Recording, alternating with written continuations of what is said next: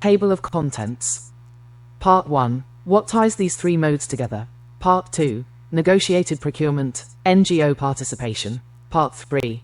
Negotiated procurement, community participation. Part 4. Negotiated procurement, SAGIP. Part 5. Advantages and disadvantages. Part 6. Dos and don'ts. Part 7. Misconceptions. Part 8. Warnings. Part 9.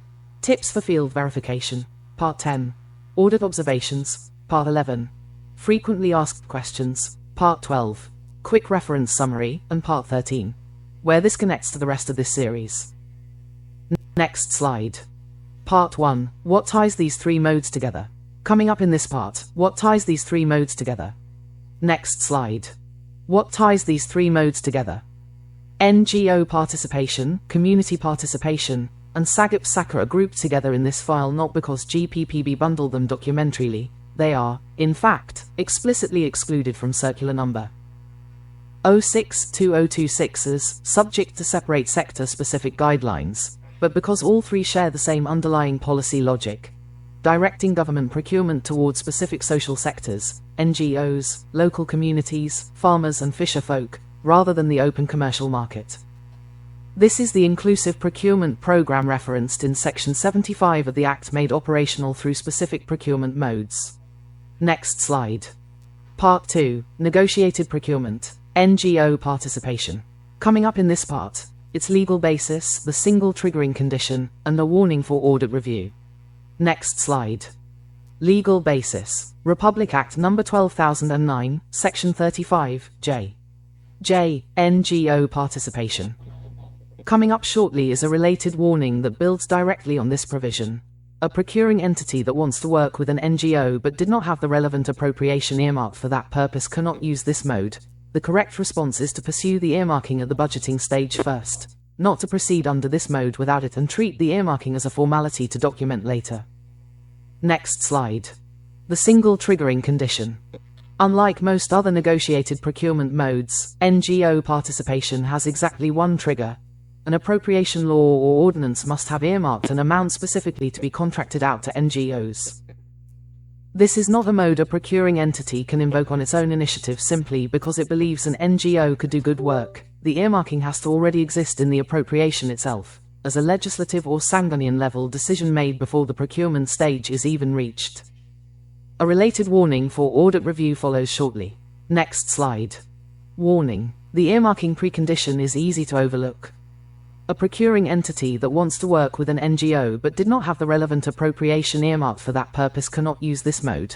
The correct response is to pursue the earmarking at the budgeting stage first, not to proceed under this mode without it and treat the earmarking as a formality to document later. Verify this specific point against the citation shown on this slide before relying on it. Next slide. The single triggering condition. The instrument used is a Memorandum of Agreement, MOA, not an ordinary supply or works contract, reflecting that this mode is structured around a partnership, collaboration relationship with the NGO, consistent with how NGOs typically operate, rather than a standard vendor relationship. Next slide. Part 3. Negotiated procurement, community participation. Coming up in this part, its legal basis, two distinct applications, and a quick reference summary. Next slide. Legal basis. Republic Act No. 12009, Section 35, K. Community participation.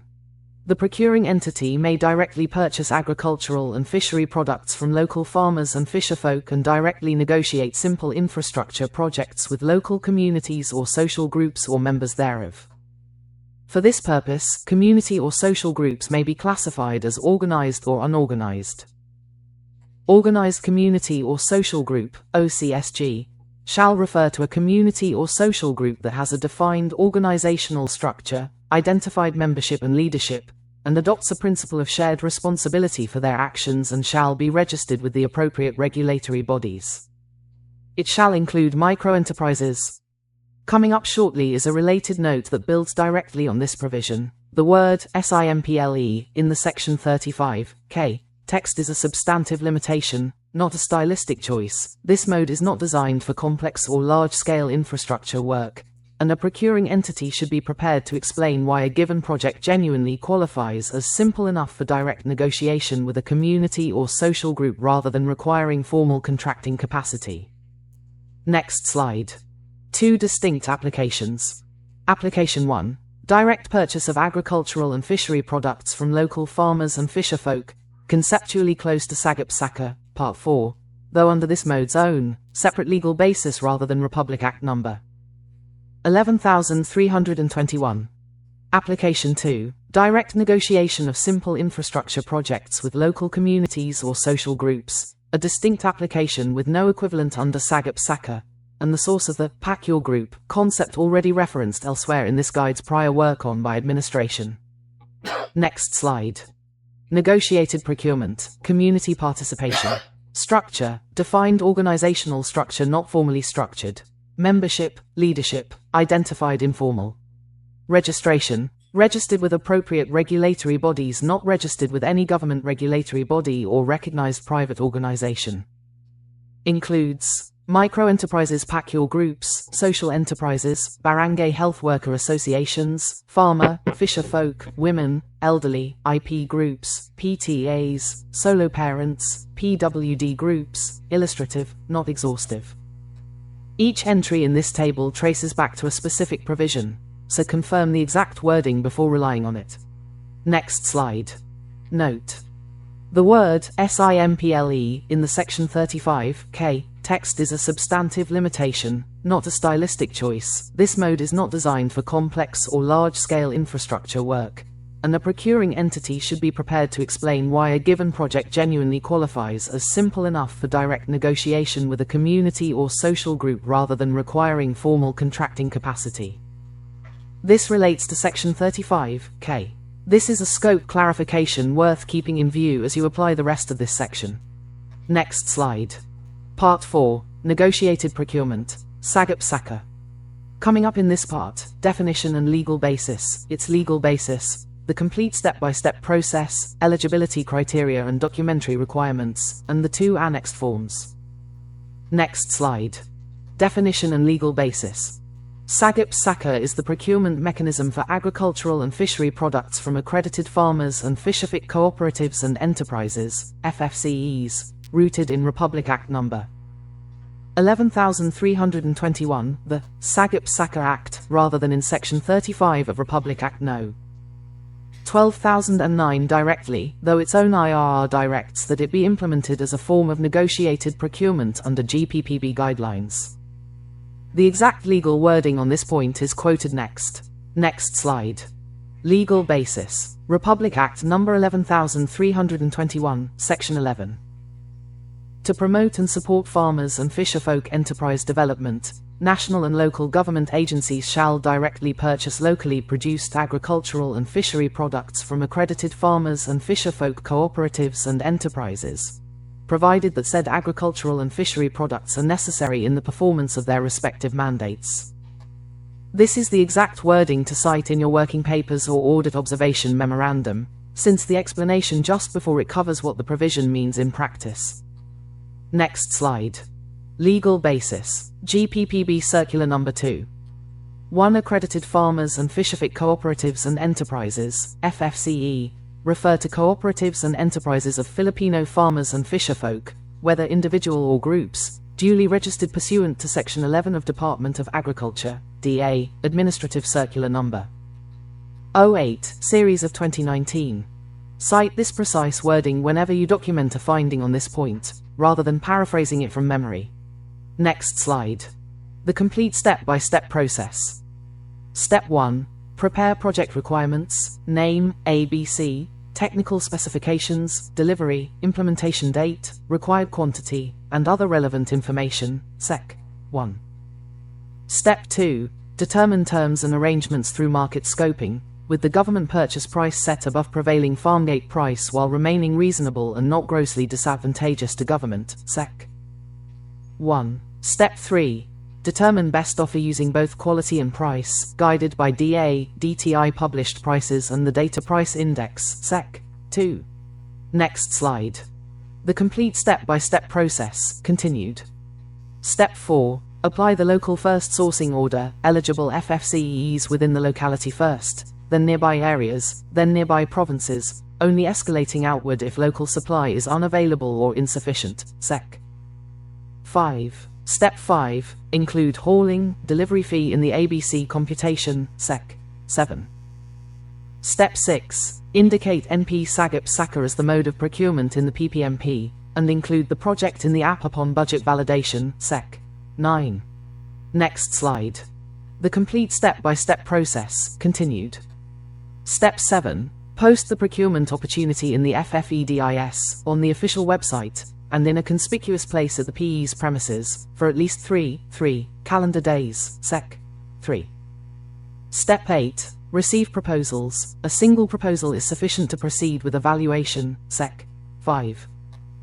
Step 9. Verify eligibility and documentary requirements within 7 calendar days from the deadline for receipt of proposals. Sec. 6. Next slide. The complete step-by-step process, continued. Step 10. Disqualify any FFCE whose products were previously obtained through government assistance, subsidy, support, except under a buyback program. Sec. 7. Step 11. Determine the best offer on quality and price grounds, and recommend award. Sec. 9. Step 12. Hope issues the notice of award immediately upon back recommendation. Sec. 9. Step 13. FFCE enters into contract within 10 calendar days of receiving the NOA. Sec. 10. Next slide. The complete step-by-step process, continued. Step 14. P issues the notice to proceed with a copy of the approved contract within 3 calendar days of contract approval. Sec. 11. Step 15. BAC Secretariat posts the NOA, contract, and NTP within 3 calendar days of contract approval. Sec. 12. Step 16. Process payment per DBM Circular Letter No. 2018-14, favoring digital payment where possible. Sec. 13. Step 17. FFCE acknowledges payment receipt, which doubles as the delivery invoice unless the FFCE can issue its own formal invoice. Sec. 14. The exact legal wording on this point is quoted next. Next slide. Legal basis. GPPB Circular Number 4. 1. Eligibility criteria. A.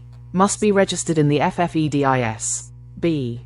Must have the necessary capacity to timely deliver the agricultural and fishery products required. 2. Documentary requirements. A. Written proposal or offer. B. and C. Keep this exact text on hand, since audit review depends on matching the transaction against these precise conditions. Next slide. Eligibility criteria and documentary requirements. Registration equivalence is broader than FFEDIS alone. The circular allows accreditation as a civil society organization, registration in the registry system for basic sector in agriculture, RSBSA, the fishery registry, FISH-R, system, the National Coconut Farmers Registry System, NCFRS, or any other DA-approved registry or accreditation system, unless DA issuance provides otherwise. Next slide. The 2 annexed forms. Annex A. The proposal form. A structured letter to the HOPE identifying the posted opportunity, describing the products offered, with a quantity, unit price, total amount breakdown. Annex B. The omnibus sworn statement, covering authority to sign, non-blacklisting status, authenticity of documents, consent to verification, non-relationship to key procurement officials up to the 3rd civil degree, beneficial ownership declaration, non-payment of commissions, and capacity to deliver. The exact legal wording on this point is quoted next. Next slide. Legal basis. GPPB Circular Number 0. All pays are required to submit an annual report to the GPPB and the DA detailing all procured agricultural and fishery products. This is the exact wording to cite in your working papers or audit observation memorandum, since the explanation just before it covers what the provision means in practice. Next slide. Part 5. Advantages and disadvantages. Coming up in this part, advantages and disadvantages and risks. Next slide. Advantages. Directs public spending toward local economic development, farmers, fisherfolk, and community groups directly, rather than through commercial intermediaries. SAGIP-SAKA's local first sourcing order keeps the economic benefit as geographically close to the point of need as possible. Community participation's simple infrastructure allowance lets genuinely small, community-appropriate projects move without the overhead of formal competitive bidding. Next slide. Advantages, continued. NGO participation channels legislatively earmarked funds directly to organizations often better positioned than government itself to deliver certain kinds of social services. Next slide. Disadvantages and risks. 5. Means genuine price competition may never actually occur in a given transaction. The price reasonableness safeguards, farmgate price floor, DPI reference, carry more of the burden than they would under a competitive process. UCSG's lack of formal registration makes standard legal, financial capacity verification harder than for a conventional bidder. NGO participation depends entirely on an appropriation-level earmarking decision outside the procurement process's own control. Next slide. Part 6. Do's and Don'ts. Coming up in this part, Do's and Don'ts. Next slide. Do's and Don'ts. Do. Confirm the appropriation earmarking exists, in writing, before pursuing NGO participation. Apply the local first sourcing order under SAGIP-SAKA before escalating to nearby areas or provinces. Verify FFEDIS registration or an accepted equivalent before treating an FFCE as eligible. Confirm a community participation infrastructure project is genuinely simple before proceeding under that specific application of Section 35K. Complete SAGIP-SAKA eligibility verification within the specific 7 calendar day window. Don't. Next slide. Do's and Don'ts. Continued. Do not proceed with NGO participation absent a documented appropriation earmarking. Do not set the SAGIP-SAKA government purchase price at or below prevailing farmgate price. Do not award to an FFCE whose products trace back to prior government assistance, outside the buyback program exception. Do not treat a large or technically complex infrastructure project as eligible for community participation's direct negotiation pathway. Next slide. Part 7. Misconceptions. Coming up in this part, a common misconception. Next slide. Misconception. That is incorrect. Section 35J requires the appropriation law or ordinance to have already earmarked the amount for NGO contracting. This is a precondition set at the budgeting stage, not a procurement stage discretion. This distinction is stated directly in the citations for this part, so rely on the exact text rather than the common assumption. Next slide. Misconception. That is incorrect. 5 of GPPB circular number 02-2025 states the receipt of even one proposal is sufficient to proceed with evaluation. There is no 3 quotation requirement under this mode. This distinction is stated directly in the citations for this part, so rely on the exact text rather than the common assumption. Next slide. Misconception. That is incorrect. 1 requires the purchase price to be set higher than prevailing farmgate price. This is a deliberate policy choice to support farmer and fisher folk incomes, not a pricing error to correct. This distinction is stated directly in the citations for this part, so rely on the exact text rather than the common assumption. Next slide. Misconception. That is incorrect. Beyond registration, the definitions differ on organizational structure, identified leadership, and the specific illustrative categories, pack your groups, barangay health worker associations, and others, that Section 35K associates specifically with UCSG. This distinction is stated directly in the citations for this part, so rely on the exact text rather than the common assumption. Next slide. Part 8. Warnings. Coming up in this part, a warning for audit review. Next slide. Warning. Missing appropriation earmarking for NGO participation. Proceeding to a MOA with an NGO without a documented, specific appropriation earmarking is a fundamental precondition failure, not a curable documentation gap. Check this point directly against the citation shown here when you review a transaction of this kind. Next slide. Warning. SAGIP-SAKA price below farmgate. One's express pricing floor, and defeats the entire policy purpose of the mode. 1. Match the transaction against this exact wording before drawing a conclusion. Next slide. Warning. Complex infrastructure mislabeled as simple. Labeling a project simple to fit it into community participation's direct negotiation pathway.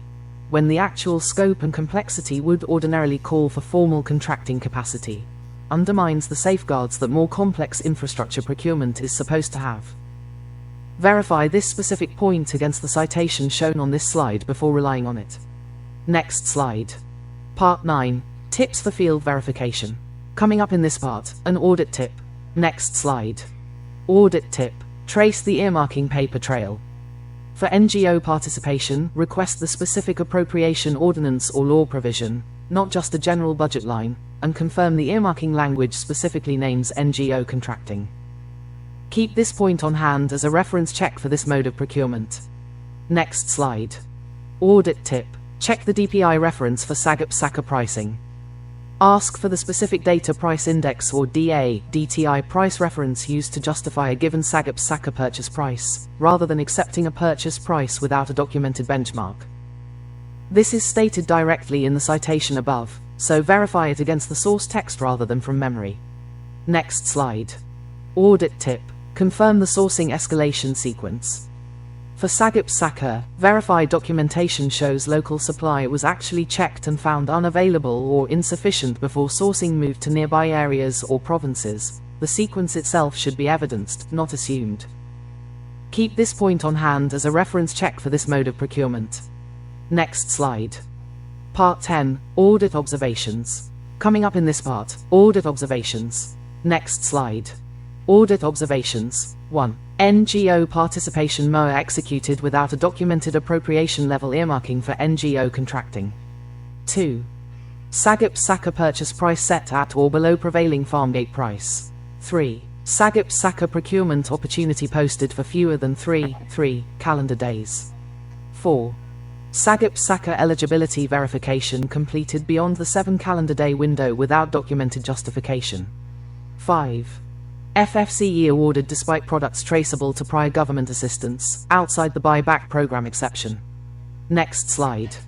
Audit observations, continued. 6. SAGIP SAKA local first sourcing order bypassed without documentation that local or nearby area supply was actually unavailable or insufficient. 7. 8. UCSG engaged without documentation supporting its classification and the specific illustrative category it falls under. 9. SAGIP SAKA annual repertorial requirement to GPPB and DA not submitted. 10. Hauling or delivery fee omitted from the SAGIP SAKA ABC computation. Next slide. Part 11. Frequently asked questions. Coming up in this part, a frequently asked question. Next slide. Question. Can an LGU use SAGIP SAKA for its school feeding program? Answer. 6 of GPPB Circular No. 02/2025 specifically addresses projects under Republic Act No. 11,037, Masustansiang Pagaan para SA Batang Pilipino Act, and similar feeding programs, giving the P the option to implement supply mapping and allocation among multiple FFCEs for such programs. The answer above traces directly back to the citation shown on this slide. Next slide. Question. Does a SAGIP SAKA FFCE need to be PhilGEPS registered? Answer. 12 notes that if the P posts the NOA, contract, and NTP in PhilGEPS, the FFCE need not be PhilGEPS registered for that posting. The primary registration pathway is FFEDIS or its accepted equivalents. Refer back to the citation shown here for the exact source of this answer. Next slide.